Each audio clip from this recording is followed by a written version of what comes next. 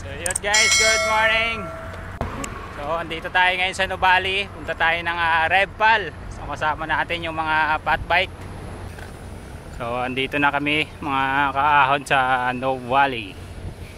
Kasama natin, yan, nasa unahan si Sir Jan.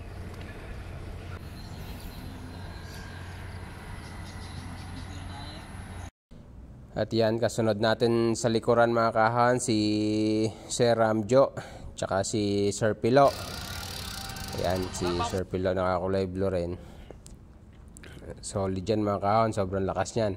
Tsaka yan sa likod, si Boss Aiko. Ayan.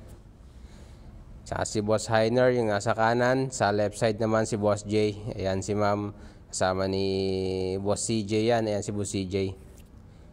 So shoutout kay ma'am, di ko natanong yung pangalan. So ayan, regroup lang muna kami dito mga kahon. Tapos diretso na kami ng Marcos Mansion. So ayan, nandito na kami sa loob dito sa kahabaan na ng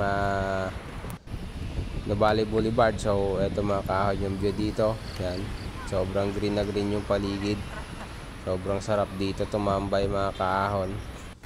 Ayan, at binabaybay lang namin yung kahabaan ng Nuvali Boulevard. Ayan, diretso na kami niyan hanggang papuntang circle doon sa papasok sa may gold, kung saan yung may guard. Pero Saturday ngayon, baka mag-stop muna kami doon mga kaahon kasi bawal pumasok doon habang wala pang 9 AM. So ayan, yan si Boss Rex, ang pitikirong vloggeres namin kasama din. Ayan, so naiipon na yung mga siklista dito mga kahon. So ito pala yung mga kahon dito, pag Saturday tsaka Sunday 9 AM sila nagpapapasok ng Marcos Mansion. Kaya mas maiging medyo tanghali-tanghali na kayo ng konti mag-ride out para sakto lang yung akyat nyo ng Marcos Mansion. Kasi harang nila yung mga dumadaan na biker, hindi nila pinapadaan muna. Gawa ng meron yatang rules dyan sa loob niyan na bawal. So antay muna kayo ng 9 AM bago kayo makapasok. Pero pag weekdays naman daw, nakakadaan naman ng mas maaga, sabi ng mga cyclist na mga lagi na andito sa Marcos Mansion. So ayan, malapit na ako sa guard at nakikita ko na siyang nagsasign na bumalik daw. So tumuloy pa rin ako mga kahon para mas malaman ko talaga kung bawal o hindi. So ayun nga, na-confirm natin na 9 AM pa talaga sila nagpapapasok. So ayan, sobrang dami ng mga cyclist na umakyat ng Marcos. At yun mga kahon, pagkadaan nga namin sa guard, dumiretso na agad kaming Marcos Mansion papunta dito sa may kay Mami Tess bike stop. Ayan, kung saan may libreng unli coffee.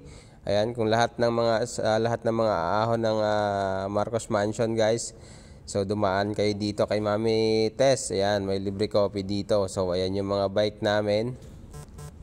Yan, nakasabit. So tapos na kaming mag-almusal niyan mga kahon. Diretso na kami ng 2 kilometer pain sa Revpal. So ayan, pagtapos namin, ayan na si Boss J. Yan, umaahon na sa 2 kilometer pain ng King of Revpal. So ayan yung ahon dyan sa Tagaytay mga kahon pag galing ka ng Nuvali. So ayan si Boss Rex. At ayan yung aahunin pa namin hanggang dun sa taas mga kahon. At ayan na nga, nakarating na kami dito sa King of Revpal. Ayan yung KOR. So tamang selfie lang kami dyan mga kahon. Tsaka dito na kami maghihiwalay ni Boss Pilo tsaka ni Boss J. Kasi dito kami dadaan sa kabila sa Aling Pinas papuntang Molino. So ayan mga kahon, hanggang dito na lang. Maraming salamat sa patuloy na pagsuporta sa ating channel mga kahon. Hanggang sa muli, paalam!